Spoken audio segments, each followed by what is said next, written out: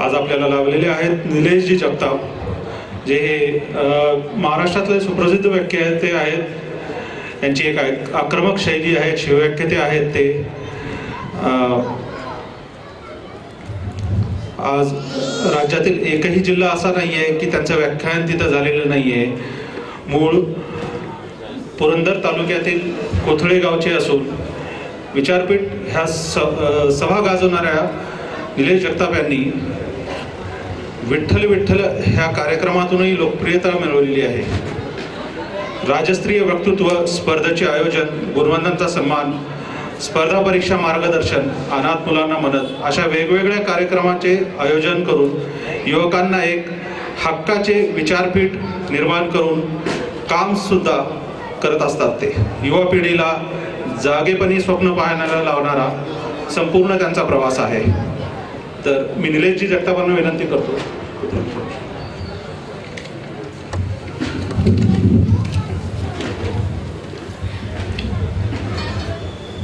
स्वराज्य संकल्पक शहाजी महाराज, राष्ट्रमाता राजमाता मासाहेब जिजाऊ, विश्ववंदनीय छत्रपती शिवाजी महाराज, जगाच्या पाठीवरचे सर्वोत्तम पुत्र छत्रपती संभाजी महाराज, यासोबतच हिंदू धर्मासाठी ज्यांनी ज्यांनी आपल्या आयुष्यात काहीतरी केले, ज्या ज्या महामानवांनी या मातीसाठी आपलं रक्त सांडलंय, स्टेजवरती जो बॅनर आहे त्या बॅनरवरती जे जे महामानव आहेत, ज्या महामानवांनी या मातीसाठी काम केलंय, त्या सगळ्या महामानवांना सगळ्यात पहिल्यांदा मी या ठिकाणी अभिवादन करतो।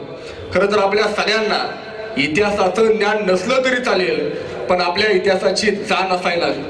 आज आपला तमाम हिंदू समाज आज वेगवेगळ्या संमेलनाच्या माध्यमातून, वेगवेगळ्या मेळाव्याच्या माध्यमातून एक होतोय आणि त्याच अनुषंगाने आपल्या गावामध्ये अशा प्रकारच्या मेळाव्याचं आयोजन सकल हिंदू समाजाच्या वतीने बांधवांनो करण्यात येत आहे। पाऊस पडेल नाही पडेल मला माहित नाही, आपण सर्वजण या ठिकाणी उपस्थित आहोत। मला प्रामुख्याने एक गोष्ट जबाबदारीने या ठिकाणी सांगायची, आज हिंदू समाजाचे मेळावे आपण घेतोय, हिंदू संमेलन घेतोय, मग या संमेलनातून आपल्याला नेमकं साध्य काय करायचंय, या संमेलनाच्या माध्यमातून आपल्याला नेमकं काय करायचंय।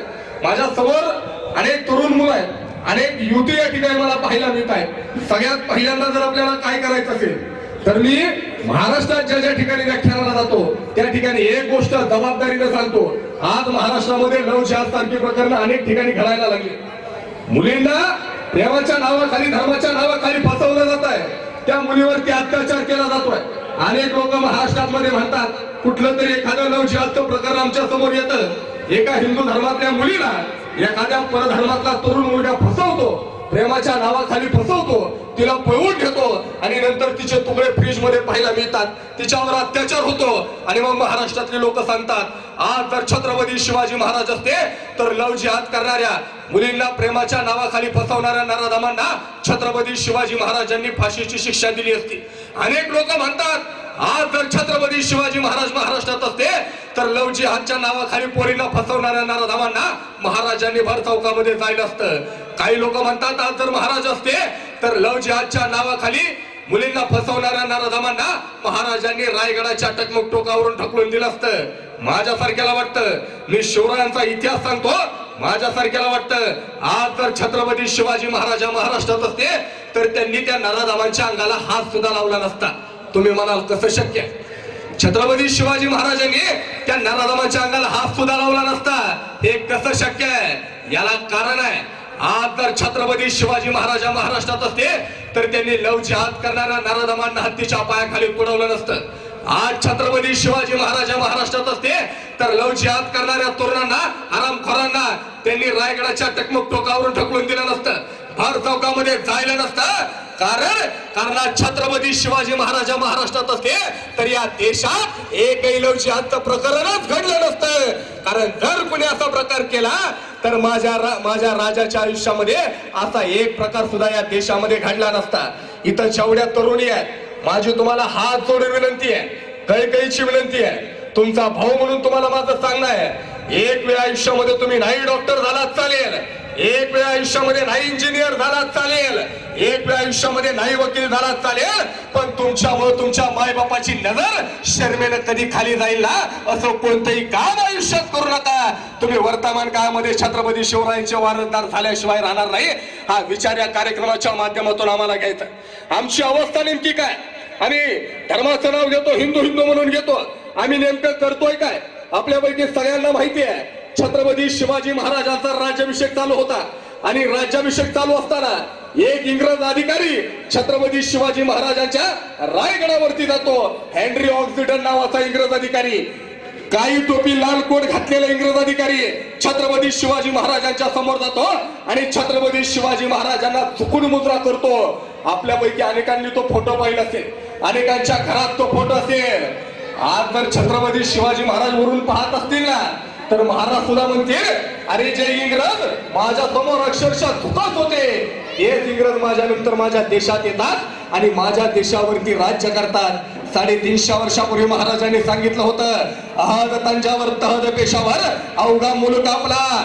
आज छत्रपती शिवाजी महाराज जन्माला आले ना, तर महाराज सांगतील, अहद ऑस्ट्रेलिया तहद कॅनडा अवघा मुलूक आपला.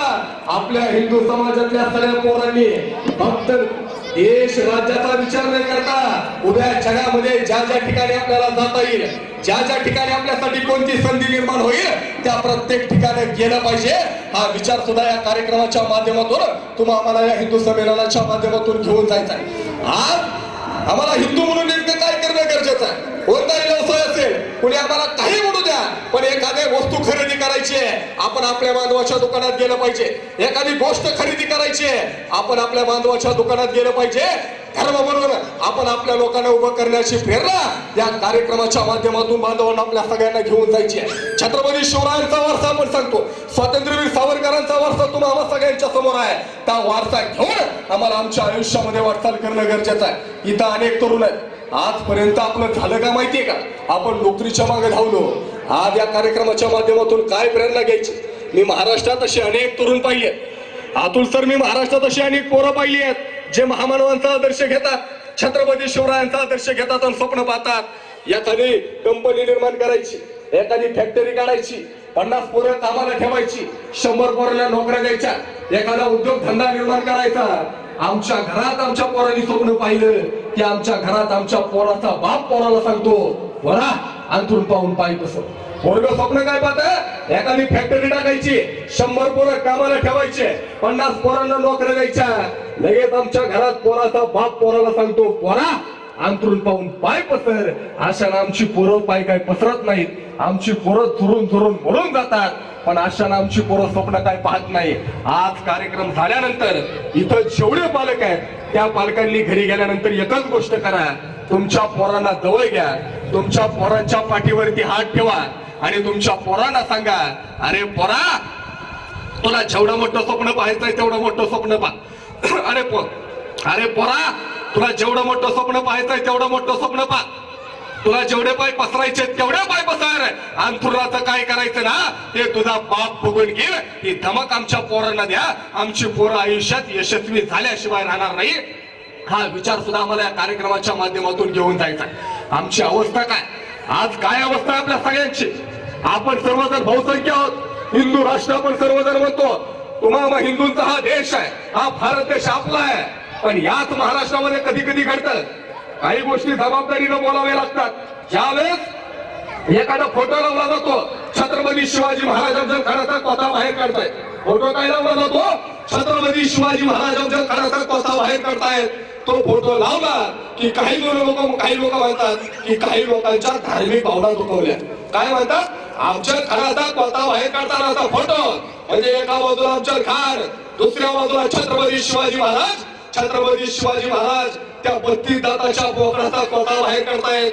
तो फोटो पाहिला की काही लोक म्हणतात, काही लोकांच्या धार्मिक भावना दुखावल्या जाते. आवडला जातो अफजल खान या देशात काही लोकांचा बाप असेल, आमचा बाप छत्रपती शिवाजी महाराज आहे. अफजल खानाचं उदात्तीकरण या देशामध्ये केलं जातं, या देशामध्ये औरंगजेबाचं उदात्तीकरण केलं जातं. त्या औरंगजेबाची कवल छत्रपती संभाजीनगरच्या मातीमध्ये आमच्या मावळ्यांनी खोदली गेली. आज त्या औरंगजेबाचं उदात्तीकरण या देशामध्ये काही लोक करतात. त्या अफजल खानाचं उदात्तीकरण करतात. अफजल खान स्वराज्याचा शत्रू होता म्हणून छत्रपती शिवरायांनी अफजल खानाचा स्वतः बाहेर काढला. पण आज त्याच अफजल खानाचा पोळगा या देशातल्या काही लोकांना येतो. म्हणून आम्हाला हिंदू म्हणून एक करणं गरजेचं आहे. हिंदू म्हणून आम्हाला एक होणं गरजेचं आहे. या देशातली सगळ्यात मोठी शक्ती जर कोणती असेल तर एक संघ असलेला आमचा तमाम हिंदू समाज आहे, हिंदू बांधव आहे. म्हणून आम्हाला हिंदू म्हणून येणाऱ्या काळामध्ये एक होणं गरजेचं आहे. आणि त्याच अनुषंगानं आज देशातल्या प्रत्येक ठिकाणी आमच्या हिंदू बांधवांची संमेलन, हिंदू बांधवांचे मेळावे होताना पाहायला मिळत आहेत. आम्हाला ती प्रेरणा सुद्धा या सगळ्या कार्यक्रमाच्या माध्यमातून घ्यायची. आज या ठिकाणी आल्यानंतर डॉक्टर अतुल सर या ठिकाणी जनकल्याण रक्तपेढीच्या माध्यमातून त्यांचं काम आहे. मला या ठिकाणी आल्यानंतर जबाबदारीनं सांगायचं आहे, या ठिकाणी आमचा एक अंध तरुण आहे, मला एक अंध मुलगा या ठिकाणी, मला त्याचा अभिमान याच्यासाठी वाटतो. आता सरांच्या घरी आम्ही गेलो, चर्चा करत होतो, तो सुद्धा या कार्यक्रमाला येणारे मला कळलं. कदाचित त्यांना आठवत नसेल पण 6-7 वर्षापूर्वी टीव्ही वरती एका कार्यक्रमात मी त्याला पाहिलं होतं. आणि त्याच्यानंतर बोपदेव घाटाच्या वरती एका हॉटेलमध्ये जेवण करत असताना मला त्या ठिकाणी मी तुम्हाला पाहिलं होतं, तुमच्याशी चर्चा केली होती. अशा प्रकारची मुलं आपल्या धर्मामध्ये जन्माला येत आहेत. आजपर्यंत सिनेसृष्टीत बघा कोणताही पिक्चर आला की भलत्या थोरांची नाव आपल्याला पाहायला मिळत होती.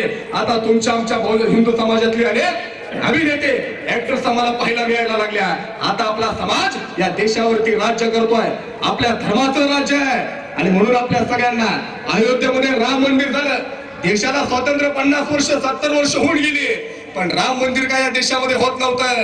आणि प्रभू श्रीराम आमची अस्मिता आहे आणि आम्हाला आमच्या प्रभू श्रीरामांचं मंदिर या देशामध्ये उभं राहू शकत नव्हतं. ते प्रभू श्रीरामांचं मंदिर अयोध्येला उभं राहिलंय. आपण सर्वांनी अयोध्येला जा, प्रभू श्रीरामांचं दर्शन घ्या. या देशामध्ये या सगळ्या गोष्टी होताना पाहायला मिळतात. मग हिंदू म्हणून आपली नेमकी जबाबदारी काय? तरुण पोरांनो, व्यसनमुक्त होण्याची प्रेरणा या कार्यक्रमाच्या माध्यमातून घेतली पाहिजे.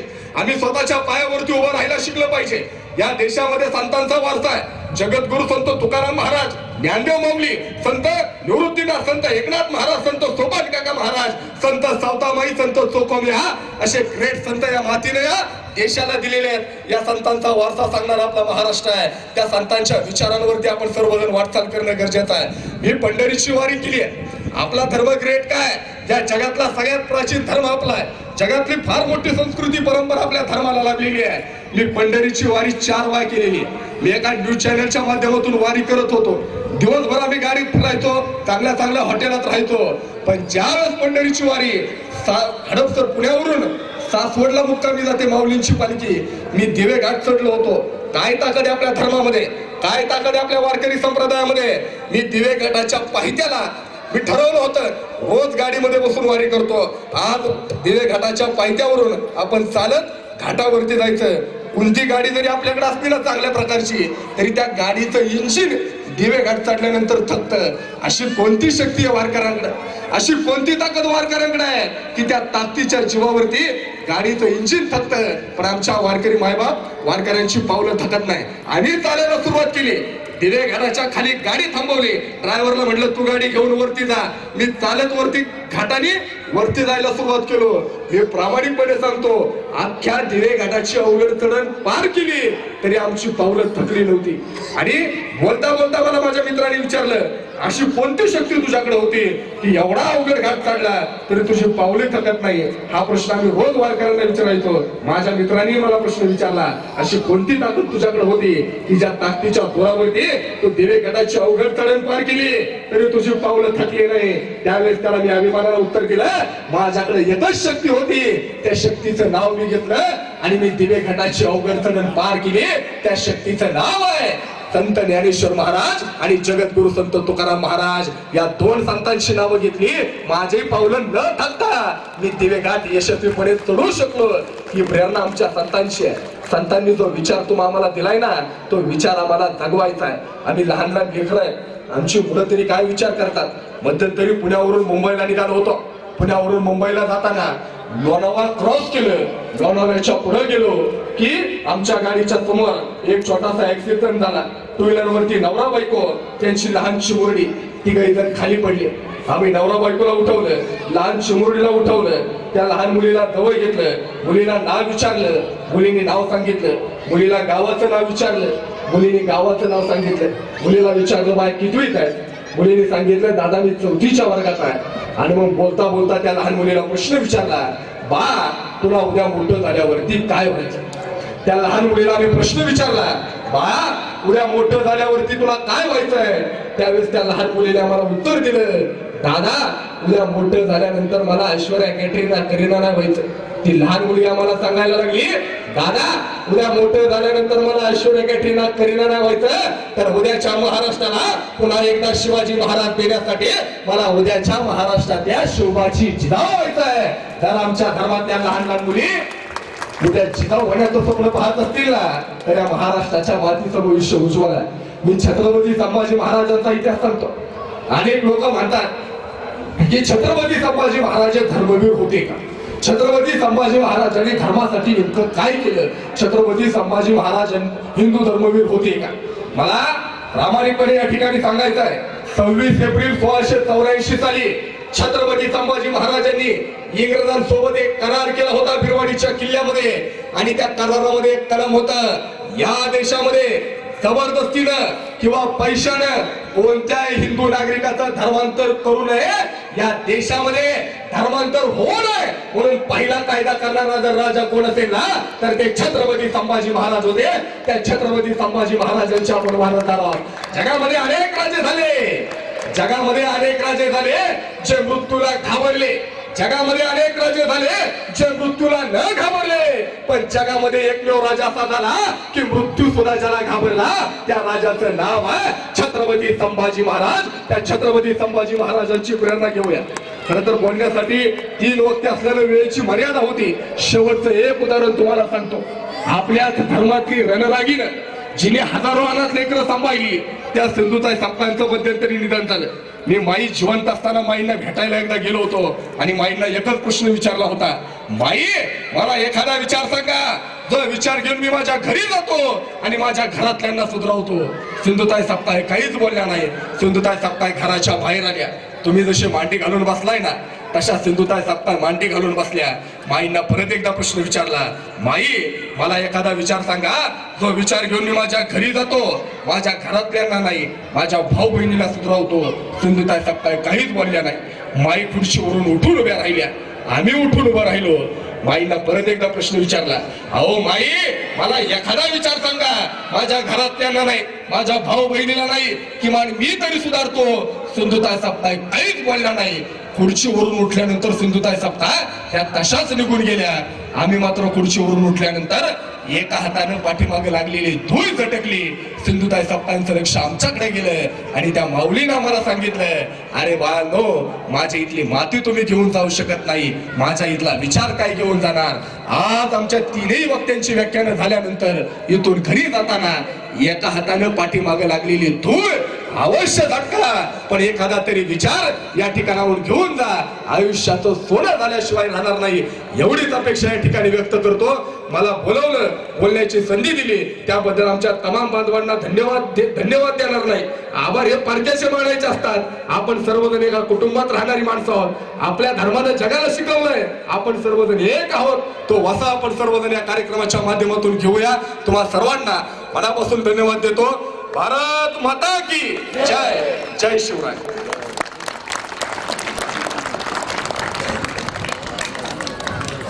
धन्यवाद निलेशजी.